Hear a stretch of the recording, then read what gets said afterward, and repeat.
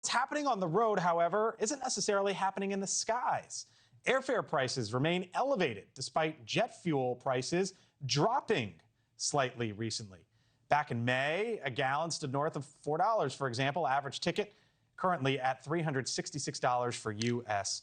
flyers. With us now, once again, President and CEO of Airlines for America, former Governor Chris Sununu. Governor, nice to see you, as always. When are ticket prices coming down, or are they not?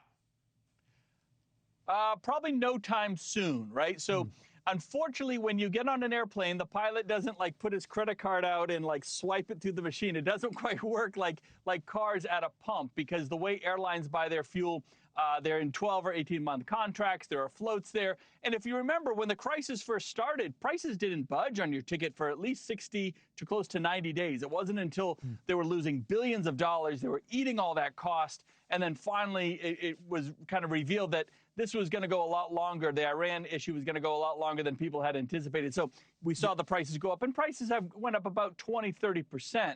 But unfortunately, they're kind of slow to go up, and they're going to be slow to come down. That's just kind of the way that the market works. So, you know, it's going to be a while. I just don't want people to think that they can go online, buy a ticket. We're back to the prices we saw in February.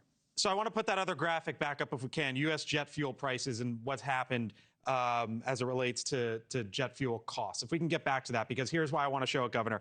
It's gone up just steadily, as you mentioned, not that one, the other one that we started with, if we can. It's gone up steadily. And so if you say it's not coming down really anytime soon, is it going to continue going up? Well, I don't think so. So in terms of the actual cost of the ticket, there's lots of costs in there. Jet fuel is a big one. I mean, a really, really big one. And that's why when the price went up and the ticket price didn't go up, only the fuel costs went up, the airlines were eating it. And again, that's why they lost kind of those billions of dollars. The hope is that, you know, we've kind of have a leveling out, and then maybe things can come down later in the fall. Again, it's really up to the airlines themselves.